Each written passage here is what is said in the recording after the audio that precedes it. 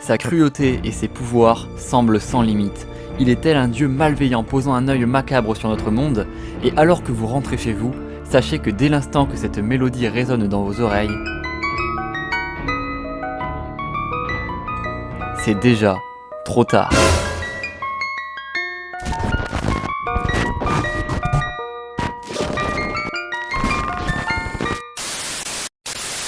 Avant toute chose, Ice Cream Man est une série d'horreur satirique écrite par Maxwell Prince et dessinée par Martin Morazzo et publiée au format anthologique. C'est-à-dire que l'ordre des numéros n'a absolument aucune importance parce que chaque numéro présente une histoire différente. Leur seul lien est qu'elles se déroulent dans le même univers car toutes ont un point commun, la présence d'un mystérieux vendeur de glace nommé Rick qui bouleverse le destin de quiconque le rencontre. Car en effet, le passe-temps préféré du Ice Cream Man est de répandre un maximum de souffrance partout où il peut. Mais bien sûr, cette violence n'est pas complètement gratuite, enfin si elle l'est complètement, mais ça permet quand même à l'auteur de pointer du doigt les plus gros problèmes de notre société et pour les dénoncer. La série aborde en effet des thèmes très variés mais récurrents comme la peur de la mort, la solitude et l'abandon, la drogue, la folie et surtout le manque d'aide envers les personnes qui en ont le plus besoin. Mais je ferai une vidéo critique du comics à part parce que là on va rester sur le lore. Car en effet ses pouvoirs paraissent presque illimités et sa nature n'est vraiment pas claire et très mystérieuse, et commençons donc par analyser ses pouvoirs. On sait par exemple qu'il peut changer de forme, il peut prendre des traits différents en fonction de la situation, il peut aussi se transformer en loup-garou par exemple, mais sa véritable forme semble être celle-ci ou celle-ci car il la prend soit quand il est avec les autres de son espèce, soit quand il est tout seul.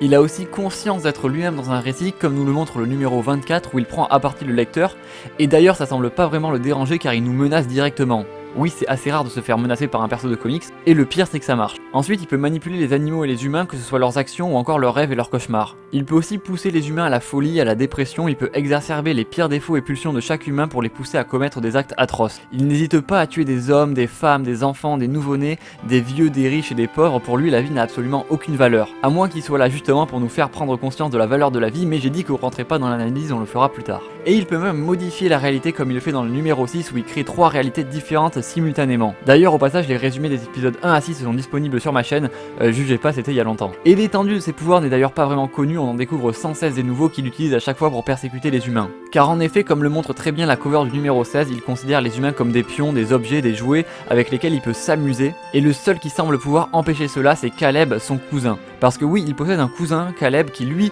au contraire, s'évertue à faire le bien et à réparer les erreurs du Ice Cream Man, mais avant de théoriser, laissez-moi vous raconter le peu de choses que l'on sait sur le passé du Ice Cream Man. Déjà, le Ice Cream Man numéro 9 est intéressant parce qu'il nous raconte un peu ses origines. On y retrouve donc Caleb, le cousin de Rick, en train de chasser une araignée géante avec son chien dans une vallée désertique qui ne semble pas vraiment être notre monde. Il rejoint finalement son oncle dans une sorte de ranch, et on voit d'ailleurs qu'il a le pouvoir de faire grandir les plantes. Cependant, leur conversation est interrompue par l'arrivée de Rick. En effet, leur oncle les a réunis ensemble car il a quelque chose d'extrêmement important à leur annoncer. Leur univers se meurt. Ils doivent donc partir et aller dans le prochain univers où ils devront suivre une seule et unique règle que nous ne connaissons pas pour l'instant. Aussi, avant de les faire partir, l'oncle retient Rick quelques instants pour lui dire quelque chose. Et pendant ce temps-là, Caleb lui s'en va de son côté. À la nuit tombée, Caleb finit par s'assoupir et lorsqu'il se réveille, son chien a disparu. Il découvre bien vite que c'est Rick qui l'a abattu et en a même fait une veste. Rick annoncera aussi à Caleb qu'il a lu le livre de son oncle et que la règle est la suivante: remuer la poussière. Et pour lui c'est très clair, ça veut dire que tous les mondes sont recouverts d'insectes et qu'il devra donc faire le ménage. Ça sent pas bon pour les humains. Et en plus de ça, Rick a lâché une araignée géante sur leur oncle qui finira par mourir de ses blessures malgré le sauvetage de Caleb. Et juste avant de mourir, il va lui dire: dans le prochain, tout n'est qu'une seule chose. Il parle en effet du prochain univers, mais avant de pouvoir en dire plus, il finit par mourir dans les bras de Caleb. Mais le lore ne s'arrête pas là car on a aussi le Ice Cream Man numéro 12 qui est vraiment très intéressant et presque encore plus mystérieux. L'histoire commence plus tôt que nous voudrions l'admettre dans un vaisseau spatial. On apprend que le pilote est un des derniers de la race humaine et qu'il doit trouver une planète habitable pour redémarrer l'espèce humaine. On apprend aussi que les humains ont fui la Terre à cause du réchauffement climatique qui a rendu la météo complètement extrême et imprévisible, ce qui a fini par mener à des tensions puis finalement une guerre nucléaire. Sauf que le vaisseau du commandant Noah Smith va se faire attaquer par des aliens et va finalement se cracher sur une planète inconnue. Mais là, miracle, en plus d'avoir survécu, il va capter une balise de détresse humaine. Il met donc sa combinaison et part au secours de cet humain. Et alors que tout se passait bien, en chemin il va se faire attaquer par un mystérieux cosmonaute noir qui tente de l'arrêter. Mais au moment où il va lui tirer dessus pour se défendre, il a totalement disparu. Faisant fi de cette rencontre, il va continuer son chemin et finira par arriver dans une grotte. Sauf que là, catastrophe, il va rencontrer le Ice Cream Man qui lui a tendu un piège. En fait, le Ice Cream Man a tué tous ses collègues pour l'attirer ici, et le Ice Cream Man lui dit qu'il a besoin d'une carte et qu'il compte bien utiliser celle de son vaisseau. Sauf que Noah, lui, s'enfuit directement jusqu'à son vaisseau pour partir avant le Ice Cream Man, mais quand il finit par l'atteindre, c'est déjà trop tard. Le Ice Cream Man est là, et il a même piraté son robot d'assistance à qui il lui demande d'enlever le cerveau de Noah. Et du coup, le robot s'exécute et l'exécute. Et là, le Ice Cream Man mentionne le fait qu'il compte bien découvrir un nouvel univers. Mais dernier retournement de situation, en voyant le vaisseau s'envoler, le mystérieux cosmonaute noir retire son casque, et là c'est Caleb qui dit alors « Au suivant ». Le Ice Cream Man, dont on apprendra plus tard que son vrai nom est Ricardus, semble donc être une sorte d'extraterrestre, voire un être extra-universel qui possède des pouvoirs de manipulation très puissants, tant sur notre réalité que sur la diégèse même du récit. Je vous laisse me dire qu'est-ce que vous en pensez dans les commentaires si vous avez lu Ice Cream Man, et si vous l'avez lu, n'hésitez pas à me dire ce que vous en pensez.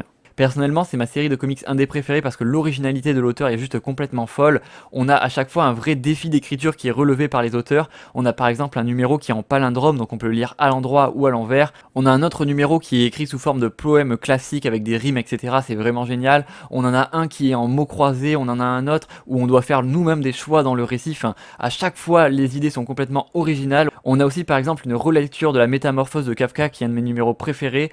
Chaque numéro sont vraiment très différents et à chaque fois on essaie de grappiller un peu de lore comme ça pour comprendre quelles sont les réelles motivations de ce Ice Cream Man, et à chaque fois c'est de plus en plus mystérieux et de plus en plus développé, sans laisser de côté le côté satirique qui critique évidemment très fortement notre société. Mais comme je vous ai dit, je ferai une vidéo analyse détaillée du comics, vraiment purement analyse comme une analyse de texte si vous voulez, et je pense que ça peut être très intéressant. Donc voilà, pour moi Ice Cream Man c'est la définition parfaite de la forme au service du fond, et franchement je vous conseille vraiment de lire ce comics. En plus ce personnage est vraiment très mystérieux, et pour ceux qui aiment bien la cosmologie des univers, etc., c'est vraiment un personnage qui est très sous-estimé car il est extrêmement puissant, il peut modifier notre réalité à sa guise. En fait il joue comme s'il était lui-même un auteur dans le récit, et ça je trouve ça vraiment très fort. Donc voilà, j'espère que cette vidéo vous aura plu. Ice Cream Man sort très bientôt en VF, donc voilà, je vous conseille vraiment de vous jeter dessus, et sur ce je vous dis à très vite pour de prochaines vidéos. N'hésitez pas à partager la vidéo, c'est ce qui aide vraiment le plus la chaîne, à vous abonner si ce n'est pas fait, à mettre un petit pouce bleu si la vidéo vous a plu, et sur ce je vous dis à très vite pour de prochaines vidéos, et surtout n'oubliez pas de regarder de côté où vous traversez l'autoroute. Je veux pas aller à l'école. Ah bon? Quel père la vertu vous faites?